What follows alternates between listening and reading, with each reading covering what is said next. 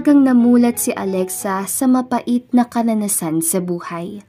Lumaki siyang hindi niya kilala ang ama at ina at nasa poder lamang siya ng kanyang tiyahin. Nang mamatay naman ito dahil sa katandaan at sakit, ay doon na naging batang kalye si Alexa. Mula sa edad na 7 ay maaga niyang naranasan ang matulog sa kalsada. Mapaaway dahil sa agawan ng pwesto tuwing gabi, kumain ng pagkain na galing sa basura at mamalimos sa kung saan-saan. Walang permanenteng tahanan at tuwing Pasko, imbis na magsaya ay umiiyak siya mag-isa dahil sa lungkot ng buhay na sinapit niya. Nais niya mang magtrabaho pero sino nga ba ang tatanggap sa babaeng hanggang grade 2 lamang ang natapos? Utal-utal magbasa, mahinang magsulat at hindi pa kagandahan. Hanggang sa tumuntong siya sa edad na 23 ay nasa kalye pa rin si Alexa. Nakukontento na lamang siya sa kung anuman ang mayroon siya ngayon dahil kung noon ay sobrang tayog ng pangarap niya, ngayon wala na siyang ibang gusto kundi ang makakain lamang sa araw-araw. Hanggang isang gabi, naglalakad si Alexa sa isang madilim na kalsada at naghahanap ng pwedeng matutulugan. 8:00 na ng gabi pero wala pa rin siyang pahinga. Umalis kasi siya sa dati niyang pwesto dahil may ibang siga nang nakapwesto doon. Ayaw niya namang mapasok pa siya sa away, lalo na at mga kalalakihan yon, kaya mas pinili niyang lumayo sa lugar. Nakakainis! Kung hindi lang talaga ako takot, ipinaglaban ko na ang pwesto ko. Pero wala naman akong magagawa. Kesa naman magtapang-tapangan pa ako dun, no? Baka mamaya, pagtulungan pa ako ng 3 siga na yun. Naktol niya pa sa sarili habang ibinabato sa daan ang maliit na batong nakuha niya kanina. Sa kabilang banda naman, nakainom si Luis na nagmamaneho sa kanyang sasakyan pauwi. Medyo malabo na ang kanyang paningin at hindi niya na masyadong maaninag ang daan. Kaya ilang sandali pa lamang ay tila nabuhay ang diwa ng binata nang maramdaman niyang parang may nabundol siya. Hindi niya lang sigurado kung hayop o tao yon, kaya agaran niya itong binaba. At ganoon na nga ang panlalaki ng dalawa niyang mata nang makita ang isang babaeng wala ng malay. Dali-dali niya itong kinarga papasok sa kanyang kotse. At imbis na pauwi na, muli siyang bumalik upang dalhin ang walang malay na dalaga sa ospital. Sa taranta ay tinawagan niya pa rin ang kapatid na si Erica upang ipaalam dito ang lahat. Pagdating sa ospital ay inasikaso naman agad ang dalaga at naghihintay na lamang si Luis sa labas ng emergency room. Makalipas ang ilang oras ay inilabas na ito at inilipat sa isang private room na siyang pinuntahan naman agad nito. Doc, how is she? Tanong niya pa sa doktor na makapasok siya sa silid. May broken bone lang siya sa may binti. Pero in any weeks, magiging okay na din siya. So far, hindi naman malakas ang pagkakabangga niya and luckily, yun lang ang natamo niya. Although may mga minor pa siyang sugat sa muka, pero she'll be fine. Thank you, Doc. Tatawagan na lang po kita kapag may mga tanong pa po ako. No worries, Luis. Aalis na muna ako at may iba pa akong pasyente. Tumango naman si Luis at nang makaalis na ang doktor ay tsaka niya palang tinitigan ang walang malay na dalaga. Tila nawala naman ng tuluyan ang epekto ng alak sa buo niyang katawan dahil sa nangyari. Maya-maya pa bumukas naman ang silid at pumasok doon ang kapatid na si Erica na halatang nag-aalala sa kanya. Kuya, sabay yakap. My gosh, Kuya! How can you be so irresponsible when it comes to driving? Don't tell me, lasing ka na naman habang nagmamaneho? Galit pa nitong habol. I'm not that drunk, okay? Kaya ko pa naman magmaneho eh. Kaya mo, pero nakabundol ka? How is she? She's all good naman daw, sabi ni Doc RJ. May broken bone lang daw siya sa may binti. Pero gagaling naman daw after how many weeks. At talagang chill ka lang dyan. What if sampahan ka ng kaso niyan at hindi madala sa pera? Kuya naman? I don't think so. Ang gusgusin kaya niya. And I guess, taong kalye siya. Sige na bunso, umuwi ka na and get some rest. Pasensya na kung natawagan kita kanina. Nataranta lang din ako. How about you? Hindi ka uuwi? Hihintayin ko na muna magising to para ma-resolve ako lahat. Sige na, late na din. Okay, fine. Basta, update me ha. Bye kuya, I have to go. Huling week ka nito sabay alis. Pag alis ng kapatid ay doon na nasapo ni Luis ang kanyang ulo. Muli niyang tinitikan ang wala pa ring maling na dalaga at doon niya napagtanto na hindi ito kagandahan. Nang mabaling naman sa katawan nito ang kanyang dalawang mata, ay naisip niyang medyo parehas ito ng katawan sa yumao niyang fiancé. Naipikit na lamang niya ang kanyang mata, tsaka piniling mahiga sa sofa na nasa gilid at natulog. Nagising si Alexa dahil sa sobrang bigat ng kanyang nararamdaman. Nang imulat niya ang kanyang mga mata, ay medyo nanibago pa siya sa mga nakikita. Nasa isang maliit na silid siya at sa gilid naman may isang matipunong lalaki na natutulog. Napansin niya rin na hindi niya masyadong maikalaw ang kanyang binti, kaya doon na siya napaungol dahilan upang magising si Louie. Oh, no. Don't force yourself. May nais ka bang gawin? Just tell me. Panimula pa nito. Sino ka? At nasaan ako? Nasa ospital ba ako? Ano nangyari? Tsaka, bakit hindi ko gaanong maigalaw ang binti ko? Sunod-sunod niyang tanong dito. I'm Luis Fierro. At oo, nasa ospital ka nga. Earlier, nabundol kita unintentionally. Kaya dinala agad kita dito. At yung binti mo, nangangailangan pa yan ng ilang linggo para gumaling. Ano? So, anong gagawin ko? May pambayad sa isang gabi dito sa ospital. Wala ako eh. Ilang linggo pa kaya? Don't worry about it. Ako na ang bahala dyan. Aba, syempre lang no. Ikaw ang may kasalanan kung bakit ako nagkakaganito eh. Tsaka, kung kailangan ko pa pala ng ilang linggo para gumaling ang binti ko, ibig sabihin, ilang linggo din ako hindi makakagala sa labas. Don't worry. Kapag nakita naman na doktor na pwede ka nang umuwi, iuuwi na kita. Pwede ka naman doon magpagaling sa inyo. And I will provide all the medicine na kailangan mo pa rin mainom habang nagpapagaling. Saan mo naman ako iuuwi? Mas talong hindi ako gagaling pa pag nasakali ako. Lalo na at may mga sigang inaagaw ang pesto ko. Wait, wala kang bahay? Wala, kaya wala kang mapaghahatiran sa akin. Look, I know ng ibang taong kalye na mamalimos lang naman. Pero may inuuwian pa ring bahay. Sila yon. Ako wala. 7 years old pa lang ako. Nasa kalye na ang buhay ko. Kaya kung gusto mong gumaling ako, mananatili muna ako dito hanggang sa gumaling na talaga ako bago ako ulit bumalik sa kalye. Or kung ayaw mo talaga, doon mo na lang ako pauuwin sa inyo. What? Anong what? Hoy, wag mo nga ako ma-English dyan at wala tayo sa Amerika. Isa pa, ikaw naman ang may kasalanan kung bakit nandito ako, di ba? Kaya panindigan mo to. Isang malalim na buntong hininga na lamang ang pinakawalan ni Luis at hindi na umimik. Kung sa bagay, responsable siya sa pag-aalaga sa dalaga dahil kung hindi naman talaga siya nagmaneho ng lasing, di sana ay wala siyang ganitong problema ngayon. Kaya naman makalipas ang ilang linggo ay tuluyan nang na-discharge si Alexa at sa bahay na lamang ni Luis ito magpapagaling.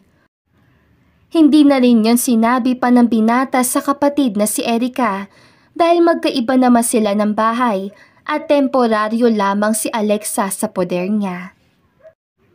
Pagdating sa bahay ni Luis ay hindi naman mapigilan ng dalaga na hindi mamangha dahil sa ganda ng buong bahay. Yari ito sa purong salamin at sobrang ganda. Yung tipong kada lingon niya, nakikita niya ang sariling reflection doon. Nakakatakot naman tong bahay mo, Luis. Ha? Why? Kada lingon mo kasi, nakikita mo talagang sarili mo.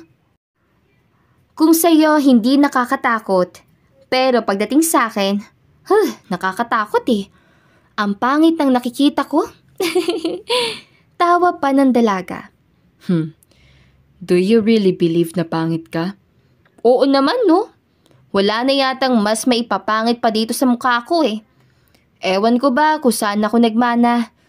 Buti sana kung nakita ko ang mga magulang ko. Kaso hindi eh. Bakit naman? Never mo silang nakita. Di ko rin alam. Basta ang alam ko, lumaki ako na tiyahin ko lang ang kasama ko. Hindi naman din kasi nagkukwento patungkol sa mga magulang ko eh. Isa pa, hindi na rin ako nagtanong. Nasaan ang tiyahin mo? Matagal na siyang patay, Luis. Doon na rin ako nagsimula maging taong kalye. Ganoon siguro talaga. Sabi nga nila, dadaan ka muna sa mapait na parte ng buhay bago ka makaramdam ng kaginhawaan. Pero ilang years na bang lumipas? Hindi pa rin ako nakakaramdam ng kaginhawaan. Hindi mo ba sinubukang maghanap ng trabaho? Siyempre nagawa ko na yan, no? Pero kapag marami silang pinapadala sa akin, katulad ng biodata o resume ba yun na hindi ako bumabalik? Wala naman kasi akong alam dun eh. Grade 2 lang ang tinapos ko. Kasi magmula noong mamatay si Tia, hindi na rin ako nakapag-aral. Bukod pa doon, hindi ko na rin naisipang mag-apply sa iba dahil nasabihan na nila ako na baka daw nalugi pa ang kalendarya o bakery nila kapag ako ang bantay. Pangit daw kasi ako at baka walang may gustong bumili. Tila nakaramdam ng kirot sa dibdib si Luis sa narinig.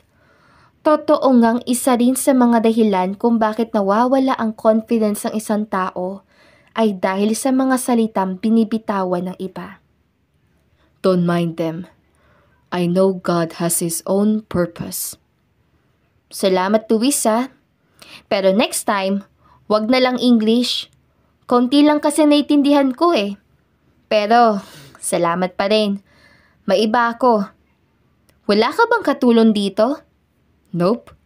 Lumaki ako at ang sister ko na hindi kami umaasa sa serbisyo ng iba. Nasaan ang sister mo? Nandito ba siya? Wala. My own family na yun. Magkaiba na kami ng bahay. Amazing, no? Siya ang bunso. Pero mas una pa siya nagka-family sa akin. But, it's okay. Darating din yan. Bakit? Wala ka pa bang plano magkapamilya? Mas okay nang hindi mo pagplanuhan para matupad talaga. Anyway, doon ang magiging room mo. Nilinis ko na yan last day at ready na yon. Pwede ka na magpahinga doon. Salamat, Luis. Ano kaya kung kunin mo na lang akong katulong dito? Ano? I'm sorry, pero hindi ako sanay dyan eh. Isa sa napag-usapan natin na mananatili ka lang dito hanggang sa gumaling ka. That's it. Kaya sige na, magpahinga ka na muna doon para mas mapadali ang paggaling mo. Ito naman? Parang gusto mo na agad akong palayasin dito ah. Biro pa ni Alexa na siyang ikinatawa naman ni Luis. Mabilis dumaan ng araw at unti-unti na ring bumubuti ang nararamdaman ni Alexa sa kanyang binti. Medyo nasasanay na din siya sa buhay niya ngayon, lalo pa at hindi niya na kailangan malimos para makakain ng tinapay na kailangan niya pang hatiin sa dalawang kainan. Ngayon kasi, na nasa poder siya ni Luis, ay nakakakain niya ang lahat ng gusto niya. Nakakahiga sa malambot na kama at nakakasuot na magagandang damit. Hanggang isang gabi, Dahil nasa trabaho pa si Luis, ay naisipan niyang ipagluto ito ng hapunan. Hindi naman siya ganoon kaignorante sa paggamit ng panluto sa kusina. Dahil bata pa siya ay sinanay na siya ng kanyang tiya. Saktong natapos siya sa pagluluto ay ang pagdating naman ni Luis na napapangiti pa dahil sa bango na nagmumula sa kusina. What's that smell? Oh, Luis! Nandiyan ka na pala. Saktong-sakto at kakatapos ko lang magluto. Magbihis ka na muna doon at ihahanda ko na muna itong hapunan natin. Ngiti naman ni Alexa. Okay then, I can't wait. Bango pa lang, masarap na. Ngiti din ng binata. Inihanda naman agad yon ni Alexa at paglabas si Luis ay doon na sila nagsabay sa hapunan. Tikman mo muna yan, Luis. Pasensya na ha. Medyo matagal-tagal na kasi ako hindi nakakapagluto eh. Hindi na ako ganoon karunong. It's okay. Masarap naman kahit papano. Medyo kulang nga lang sa alat but it's fine. Pagkasabi noon, doon na naman sumagi sa isip ni Luis ang yumaong fiancé. Kung maaalala niya kasi, sinubukan din siyang ipagluto noon ni Venice at pumalpak din dahil dinaig pa ang dagat sa sobrang alat. Talaga? Naku, counting practice lang yan. Kunin mo na kasi akong katulong dito. Kahit wala akong sweldo, ayos lang. Basta makakain lang ako ng sapat. Huwag ka na lang magluto sa susunod. Let me do it next time. Pero Luis, iyan na nga lang ang maitutulong ko sa iyo eh. Alangan namang galing ka pa sa trabaho, ay magluluto ka pa pag uwi, di ba? Alexa, ilang taon na akong hindi umaasa sa serbisyo ng iba. So kapag sinabi kong kaya ko, okay? Huwag mo nalang pakialaman ang kitchen. Just, please. Galit na wika nito sabay alis. Nagulat naman ang dalaga sa inasta ni Luis. Wala naman siya maisip na dahilan kung bakit biglang nag-iba ang mood nito dahil gusto niya lang naman sanang makatulong. Kaya nang hindi na muling bumalik si Luis sa kusina, ay doon na siya naglagay ng mga pagkain sa tray at pinuntahan ang binata sa kwarto nito. Luis, gising ka pa ba? Pwede ba akong pumasok saglit? Pasok. Mahinang sagot naman ng binata. Doon na dahan-dahan pumasok si Alexa at agarang nilapag ang dalang pagkain. What's that? Pagkain. Mag-aalas 10 na kasi pero isang subo lang ang nakain mo kanina. Ininit ko na ulit yan at nilagyan ng asin para medyo malasa. Pasensya ka na talaga. Promise, hindi na ako magluluto. At hindi ko na pakikialaman ang mga gamit mo sa kusina. Medyo okay na rin ang binti ko, kaya baka bukas o sa makalawa, aalis na ako dito. Kumain ka na ha, lalabas na ako. Wait. I'm sorry kung nag-overreact ako kanina. Stress lang ako at napagod din. Ilang mukha din kasi ang binago ko eh. Mukha? Nga pala, ano palang trabaho mo? Well, I'm a plastic surgeon. Meaning, kaya ko magpatangos sa ilong, mag-enhance ng labi and all. Nagre-retoke ka? Ibig sabihin, itong mukha ko? Kaya, pwede pa kaya itong mabago? Of course, pero honestly, hindi ko to sinasadya sa lahat. Dahil gusto ko pa rin nang mahalin nila ang sarili nilang mukha. Pero dahil trabaho ko na nga ito, kaya wala ako magagawa.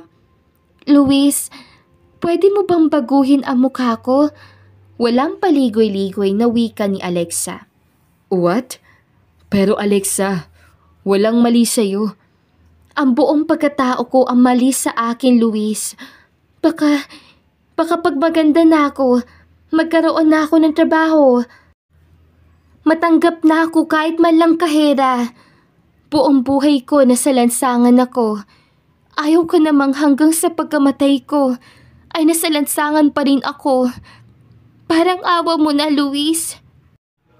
Okay, pero anong gusto mong baguhin ko dyan sa mukha mo? Lahat.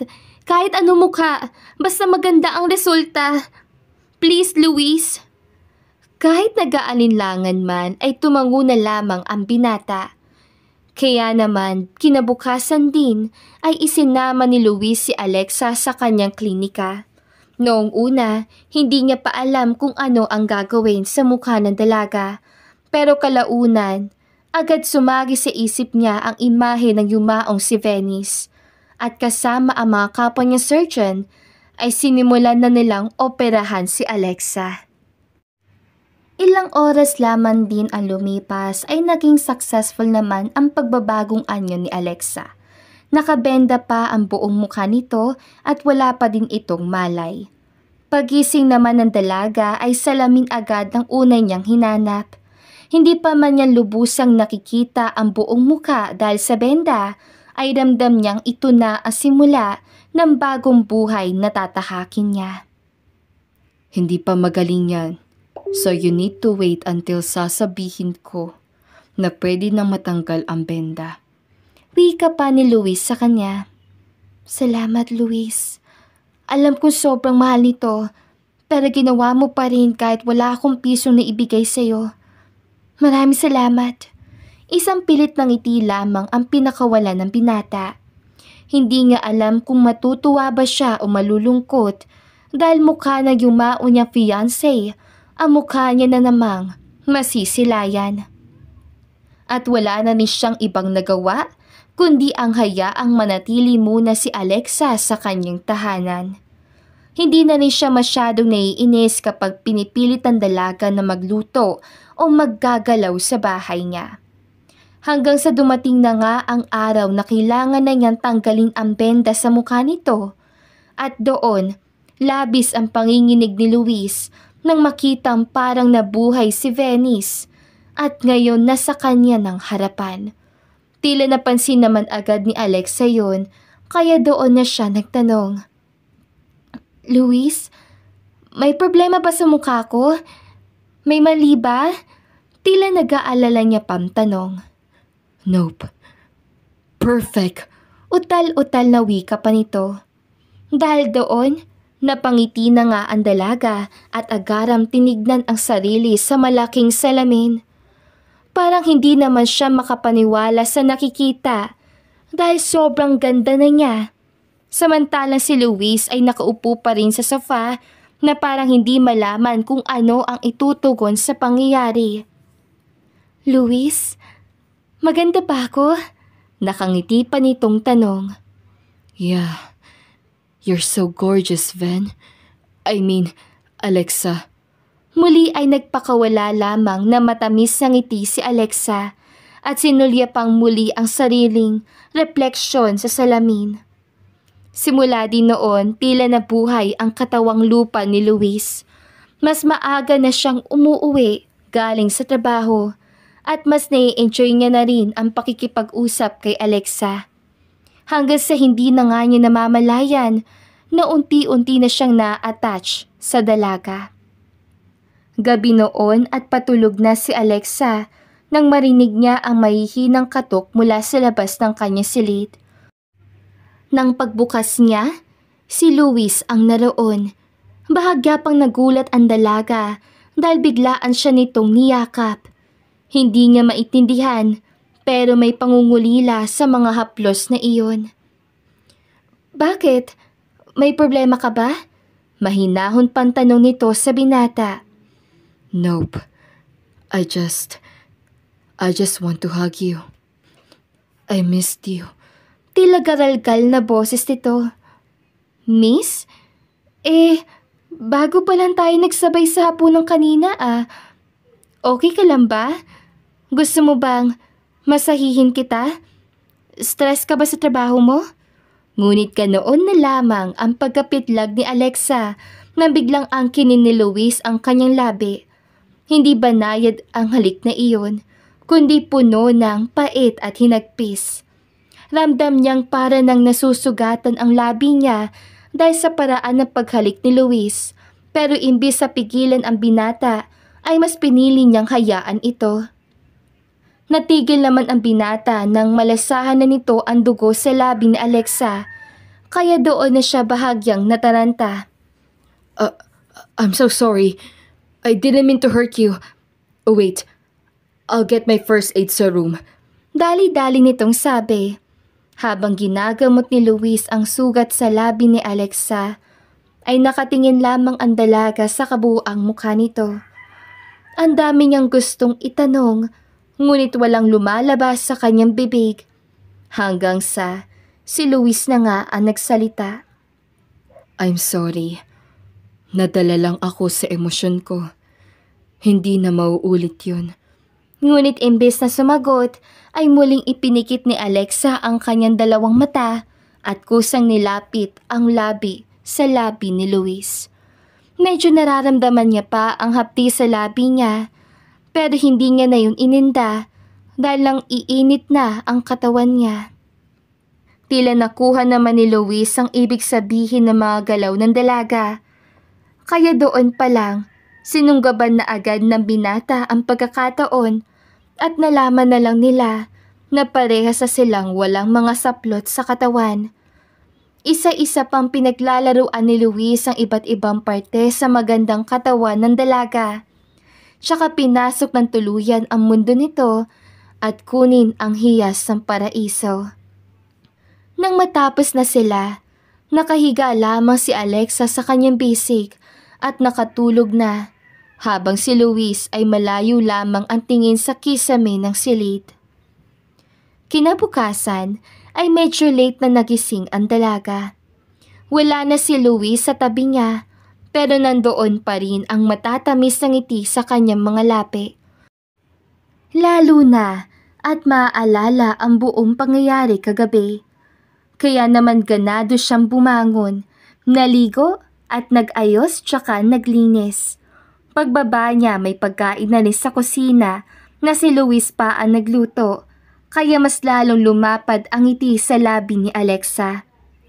Kaya naman kinagabihan, bago dumating si Luis ay nakapaghanda na siya ng masarap na ulam para dito. Nang marinig niya naman ang pagpasok ng kotse, ay doon na siya nakadama ng excitement at pumasok muna sa kanyang silid upang ayusin ang sarili. Maya-maya lang ay naisipan niya nang lumabas at tumiretso sa kusina, pero laking gulat niya na makitang isang babae ang naroon. "Sino ka?" Tanong niya agad dito na siyang nagpalingon sa kapatid ni Luis na si Erica. Nalumingon naman si Erica ay doon na niya biglang nabitawan ang hawak-hawak na baso na may laman juice at patuloy pa rin sa panlalaki ang dalawang mata. "Oh my gosh!" sambit nito. "Ay, ako na po dyan, ma'am. Teka lang po, ay kukuha ko ng walis." Yun naman ang ginawa ni Alexa at nilinis muna ang nabasag ni Erica bago pa niya binigyan ng tubig ang dalaga. "Naku, pasensya na po ma'am ha. Kapatid po ba kayo ni Luis? Wala naman kasi siyang sinasabi na pupunta ka dito eh. Gusto niya po bang kumain?" No, I'm good. I'm actually waiting for Kuya. What time is he usually siya umuuwi? Around 7:15 po. Pinakalitang 7:30. Nandito na rin po yun maya-maya. Oh my! I can't believe what I'm seeing. Bakit po? Venice? Is this really you? Matagal ka nang patay, di ba? Sino po? Sasagot pa sana si Erica, pero hindi na natuloy dahil dumating na ang kotse ni Luis. Pagpasok naman ng binata ay dumiretso agad ito sa kusina na para bang hindi pa inaakala ang presensya ng kapatid. Erica, what are you doing here? I'm here dahil may itatanong sana ako about sa ipapatayo ko negosyo. But I found out na may kasama na ka pala dito sa bahay mo. At malala pa doon.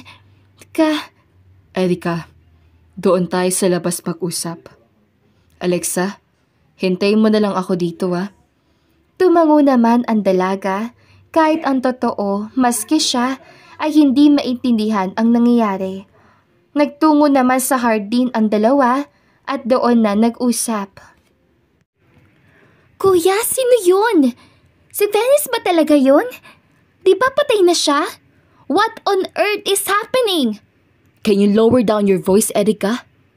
That girl, she's not Venice. She's Alexa. Alexa who? From where? Saan mo siya nakita? Bakit kamukhang-kamukha siya ni Venice? Remember the girl na nabundol ko at sinugod ko sa ospital? Siya yun. What? So ibig mo sabihin, kinupkop mo siya at binago mong mukha niya? Kuya, acceptable naman yun pero yung mukha mismo ni Venice ang ilalagay mo sa kanya? That's ridiculous! Kuya naman, akala ko ba willing ka nang mag-move on kay Venice? She's 4 years gone. Kung hindi pa ako nag-awi dito, hindi ko pa malalaman ang tungkol sa babaeng yan. Hindi ko siya pinilit, okay? Siya ang may gustong baguhin kong mukha niya. Really? So kilala niya si Venice? Alam niya ba na itsura ng ex-fiancé mong mukha niya ngayon? Nope. Hindi niya alam. See? Gusto lang niyang baguhin mo ang mukha niya. Pero mas kagustuhan mo namang gawing Venice ang babaeng yan. Kuya, it's been 4 years. Kailan mo pa papakakawalan si Venice? Let her memories and spirit be at peace. Ginagamit mo lang ang Alexang yan dahil sa pangungulila mo kay Venice, so please, habang maaga pa, sabihin mo na sa kanyang totoo. Yun ang mga huling salitang binitawan ni Erika bago lisanin ang bahay ng kapatid. Napaisip naman si Luis, kaya kahit gaano pa kasarap ang inihandang hapunan ni Alexa para sa kanya, ay hindi niya pa rin yun na-enjoy. Okay ka lang? Nag-away pa kayo ng kapatid mo? Hindi naman away. Nasalmonan niya lang ako. But don't mind her.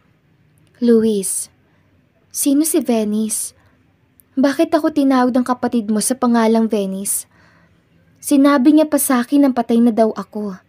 Ignore it. Wala lang yun. Let's eat na muna para makapagpahinga na tayo. Hindi na muling nagtanong pa si Alexa at hinayaan na lamang muna si Luis. Ngunit kinabukasan ng hapon dahil inip na inip ang dalaga at maaga pa naman para maghanda ng hapunan. Kaya naisipan niyang linisin ang kwarto niya at sunod ang kwarto ni Luis.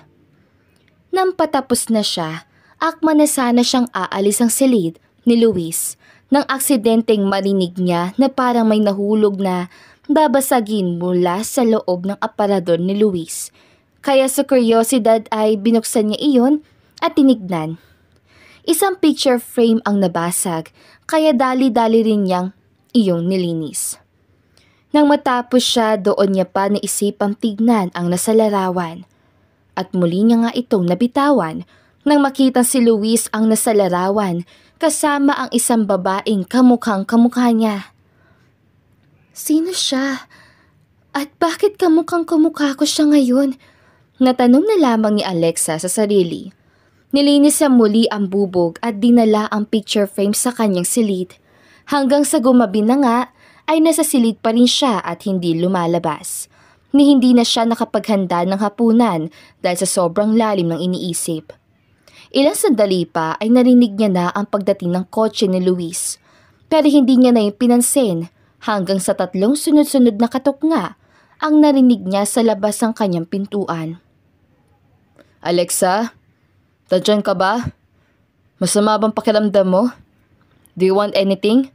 Rinig niyang tanong ni Luis pero hindi niya iyon sinasagot.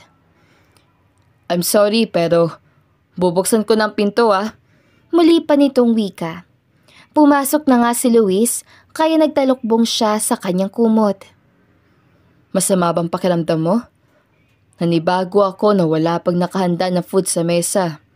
But it's okay. Magpapadeliver na lang siguro tayo. Dahil medyo napagod rin ako. And I can cook for the two of us. May request ka bang kainin? Wala. Hindi ako nagugutom. But you need to eat para makainom ng gamot. May lagnat ka ba? Doon na nga napaupo si Alexa at bumungad sa binata ang namamagang mata nito. Hey, what happened? Umiyak ka ba? Siguro. Pero ano ba dapat ang maging reaction ko dito? Sabay pakita sa larawan ni Luis at Venice. Paano mo nakuha to? Naglinis ako sa kwarto mo kanina. At nang palabas na ako, narinig ko na parang may nabasag sa loob ng aparador mo. Kaya tinignan ko at baka masugatan ka pa. At yan ang nakita ko, Luis. Sabihin mo sa akin, sino ang nasa larawan? Sino yung babaeng kasama mo na kamukhang kamukha ko? Alexa, let me explain. Siya ba si Venice? Siya ba ang sinasabi ng kapatid mo? Patay na nga ba siya? At itong mukha ako na ikaw mismo ang gumawa. Sa kanya ba galing to? Mukha ba niyang ginaya mo? Kaano-ano mo siya? Dahil sa sunod-sunod na katanungang yon ni Alexa, ay napilitan na rin si Luis na sabihin dito ang lahat-lahat. Napahagulhol naman ang dalaga sa mga nalaman. So yung mga pinapakita mo sa akin? Dahil lang ba yun nakikita mo si Venice sa akin? Kaya nagagawa mo na akong halikan, yakapin, at pati na rin yung mga may nangyari sa atin? Dahil lang ba yun kay Venice? Alexa, no. No? Pwes, hindi ako naniniwala. Sana pala hindi na lang ako nagka-idea na baguhin ang mukha ko. Sana pala umalis na lang ako agad dito sa poder mo. Ang sakit lang isipin, Luis, na ang lalaking totoo mong minahal, ginagamit ka lang para maibsan ang pangungulila niya sa yumao niyang nobya. Alexa, no. Hear me out. Noong una, oo. Yun ang akala ko. Pero habang patagal ng patagal, na-realize ko na mukha lang ni Venice ang sa iyo. Pero ang kalooban mo, hindi siya. Minahal kita dahil sa kalooban mo at hindi dahil nakikita ko si Venice sa iyo. Alam kong ayaw mong paniwalaan yon pero that's the truth. I screwed up. Pero pagdating sa nararamdaman ko sa iyo, totoo ang lahat. Believe me, please. Hindi ko alam, Luis. Pero gustong-gusto kong maniwala. Mahal kita, Alexa. At hindi dahil kay Venice yun. She's gone. Marahil noong una, ayaw ko siyang i-let go. Kaya nga nagkasisi ako na mukha niyang ginaya ko. Pero later on, mas nanaig ang Alexa sa'yo. I love you. Doon niyakap ni Luis si Alexa na mahigpit at inangking muli ang labi nito. Nagpadala na rin ang dalaga sa agos ng karupukan at muli may nangyari sa kanilang dalawa. Lumipas pa ang ilang araw at klaro na sa isipan ni Alexa na minahal nga siya ni Luis bilang siya at hindi bilang si Venice. Dahil din doon, kinupkup na ng tuluyan ng binata ang nobya at dahil na rin sa kagustuhan ni Alexa ay kumuha si Luis ng private teacher para dito. Inaamin niyang nahihiya siya dahil masyado na siyang matanda para mag-aral. Pero si Luis ang nagtulak sa kanya para ipagpatuloy ang edukasyong naputol sa murang edad. Napagtagumpay naman yun ni Alexa at ngayon, nag-aaral siya na 6 months sa culinary at balak magtayo ng sariling negosyo. At yun ay dahil sa tulong ni Luis. Ikinasal naman sila makalipas ang ilan pang taon at kasalukuyan na ring pinagbubuntis si Alexa ang unang grasya sa buhay nila mag-asawa. Nagpatuloy din sa kanyang negosyo si Alexa at kontento na sa buhay na mayroong siya ngayon. Medyo natagalan man ang hinahangad niyang kaginhawaan, pero nagpapasalamat pa rin siya sa itaas dahil nakamtam niya pa rin yun sa wakas. At dito na nga po nagtatapos ang magandang istoryang ito. Don't forget to like, share, and subscribe. Hanggang sa muli, paalam!